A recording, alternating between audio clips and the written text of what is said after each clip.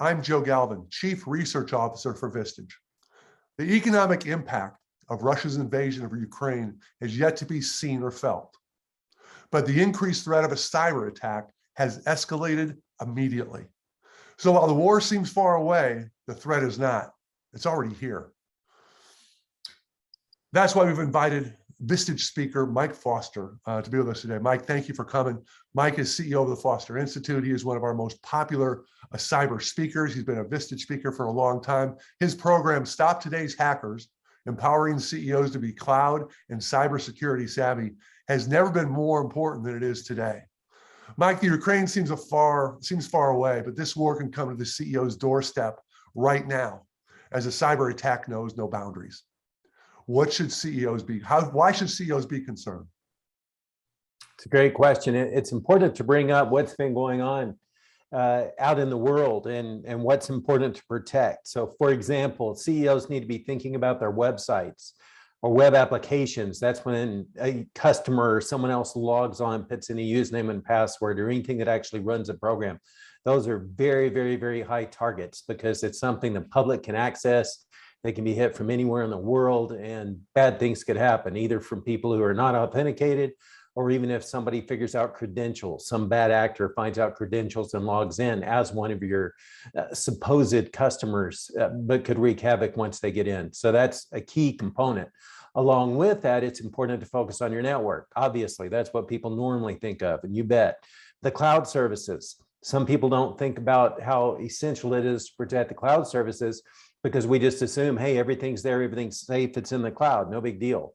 And then the last one, that is essential too, especially now. It seems like cyber attackers have started going after the high net worth individuals. In fact, there's a chance that they may start targeting individuals more than companies. A lot of companies are becoming secure, certainly not all of them, but a lot of companies are. And once an attacker gets into an individual's computer, then from there they can get into a company because generally individuals have access into their companies. But Vistage members are very high net worth individuals and they need to be very, very concerned about the attackers getting them. It's been a huge problem in the past and it's only more so now. Some of the things that I want to point out that are really big deals is that the attackers have had plenty of time to plant back doors inside networks. Everybody remembers the SolarWinds breach. You know, it was discovered on December the 8th of last year, or 2020 rather, but the attackers have been in since January of 2019. That's a long time. The FBI calls that dwell time, how long attackers have been in. The Apache logjam, remote code execution problem, which means attackers can execute code on potentially any computer out there that runs this log4j code, which is everything, even the helicopter for the Ingenuity rover out on Mars, it's running that code. It's not going to get hacked because it's too far away, most likely, but still, that's just ubiquitous. And it's been vulnerable since July of 2014. So attackers could have been getting in and planting backdoors in companies for a very long time. There are a lot of people that suspect that, and the attackers are just waiting to pull the trigger, if you will. The Target breach, a lot of people remember the huge Target breach. They exploited that, the attackers did, between Thanksgiving and New Year's on purpose, because they knew that would be the busiest time at Target. No one's really sure how long they've been in the system, just waiting. So that's why this is so important. And if a company thinks, oh, we're safe, you know, don't go there. I don't think anyone's reading this or listening to this or viewing this if they think they're safe. So that's good. But when we talk about state-sponsored attacks, one of the best ways to protect yourself is called geoblocking. And that means blocking different connections from different places in the world. And four of these would immediately come to mind. One is your web application. So that means your web servers, customers that are coming to see you. For example, our blog, you can only see my blog if you live in places where there are Vistage companies. Any other countries that Vistage hasn't ventured into yet, we block the access to our web servers. I'm not saying you need to do that, but if you only serve customers in these 12 countries or whatever it is, why even let your website be visible from anywhere else? Why expose it? And the answer is there's not a good reason to expose it. Block that thing. Network firewall, obviously, that's what people think of. Office 365, some executives aren't aware that you can configure something called conditional access by country. That would be something your IT pros would configure, but that's for logins. So if you've set up conditional access by country and all your users only authenticate from Europe and from the United States and Canada and Australia, you just pick where your users might be when they log on and approve those countries. Now, any other country that tries to log on, someone with an address in one of those other countries will get blocked. And that's good. That protects you from some of these foreign bad actors. Now, it is important to point out that the bad actors can do what's called proxying. They could take over a location, a network that doesn't even know it's been taken over in the United States and still connect to you, but pretending like they're in the United States because they're proxying through or relaying through that server. So none of this is a guarantee, but it darn sure helps. That's essential to use. Then email messages, you could do the same with the spam filter, the geo filtering. We certainly do that. You know, I don't need emails except from specific countries where we do business, and anywhere else I don't need those emails, so I block them, and I would encourage you to do so too. You'll notice that all of these things are very much for you to talk to your IT pros about. And that's why I enjoy being able to present this in this article or audio or webinar, however you're viewing this, because I would want you to talk with your IT pros about this. And that's why I put in some content-rich slides that you'll be able to see that will help you go over this with the IT pros. I don't expect you to remember it, but there are some key points I must highlight. One of those is putting in web content filtering if a user clicks. I mean, everybody's told, don't click, don't open attachments, don't click on links. You can put in some technical filters to help that. And the thing about, I put some caveats on the slide because your IT pros will probably bring this up with you, and they should. But you may find that if you set up your users, for example, to only access websites in the United States and Australia and Canada and Europe, you may find that you visit a website and the website won't work because the company with that website actually uses tools in some other country. So this IT may be frustrated by this if you tell them to block all the countries. So you'll notice I put the bullet, be careful not to overwhelm your IT pros. With web content filtering, I encourage you to use a different tactic. With the other recommendations, it's generally best just to block the entire planet and then allow specific countries to come in. However, for the web content filtering, so when your users click a link, can they go access that website somewhere else? In this case, lots of times it's better to block specific countries as opposed to just everyone and allow them, everyone blocked and allow the ones you want to allow. So that's important, web content filtering. Then another one that's important to visit with your IT pros about, hopefully you're doing this, the two-step logon. Insurance companies are requiring this now for most policies. Everybody's getting on board with this. If you're not, you're behind. Get off your dinosaur and grab a spaceship or something. But you need to be using the two-step authentication, multi-factor authentication. There are a lot of different words for it, but it basically means when your users log on, they have to get a text message, or even better, they have to have an app running on their phone or their device. There are other ways to get that second factor, but you need to put that in place. It makes it more difficult, not impossible, but more difficult for an attacker to authenticate to connect to your VPN or get into Office 365 or your ERP that's hosted in the cloud or anything else that you're using. That's essential. So I feel like I'm going fast, but I think that's okay because we have a limited amount of time and you guys are all welcome to reach out to me if you want to. But I just want to keep hitting these high points of what it is you need to look at. The firewalls, everybody thinks of firewalls. They think of firewalls as being your main protection. It's actually fairly easy to bypass a firewall. You'd be shocked how easy it is to bypass a firewall. But some of the things you do need to do is close all the ports. Now, ports, it's like, what the heck?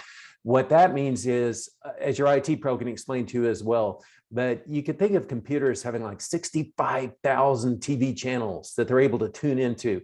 And your computer will, or your firewall will open some of those up. For example, if people visit your website, then they're going to be using channel 80 and channel 443. Channel 25 is important too. 21 for FTP. They're sets ports that attackers are going to go in and try to probe and see what they can get into. I want you to close everything. I mean, that's what we help our customers do, is to block everything. I've been so busy with that for the past several days, ever since all this crisis started.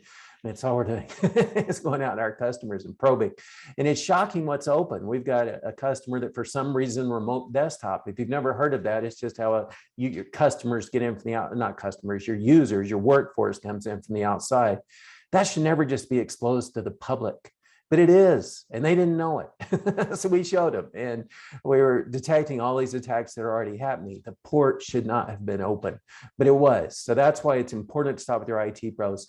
They may find that they need to leave some ports open. I hope not, but if they do, it's best to limit those exposures and say, okay, if we need to leave this port open for a connection from our office in Ohio, then don't just have them leave that port open for everyone.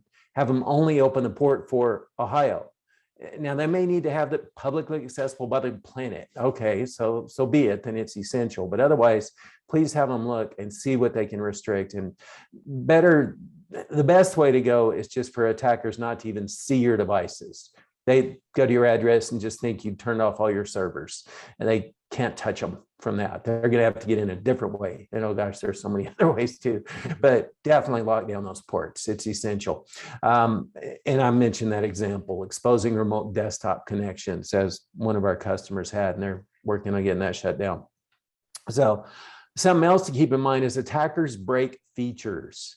I want you to never trust any of the features to protect you.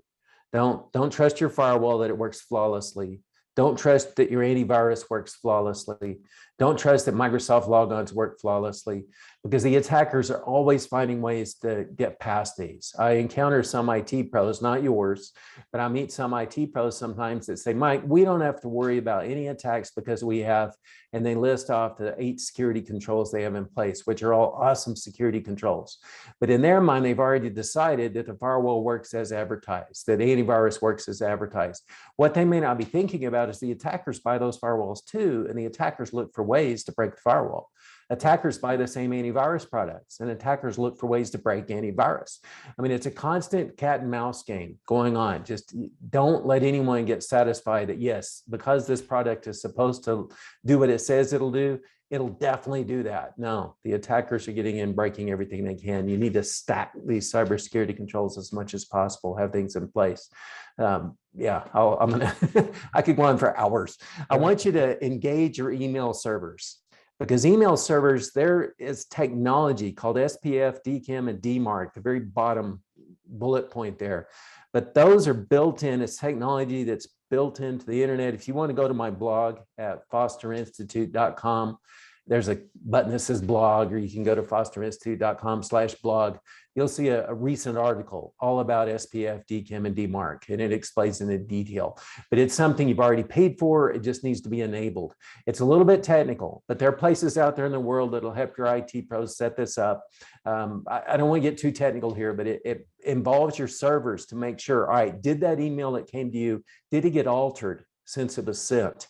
And if it's been altered, it blocks it, or at least alerts you, hey, somebody messed with this email.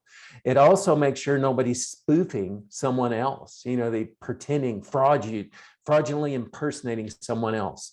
DKIM can stop that, and SPF. It's just designed to keep people from messing around, but it's not turned on by default. So I need your IT team to focus on getting that fired up. It'd be important. Another thing to think about are just the essentials. And I don't have time to cover these. They're all in my blog many times, but the critical updates, security patches have to be in place. When you listen to the federal government, what they're sending out right now, that's one of the top ones they're talking about.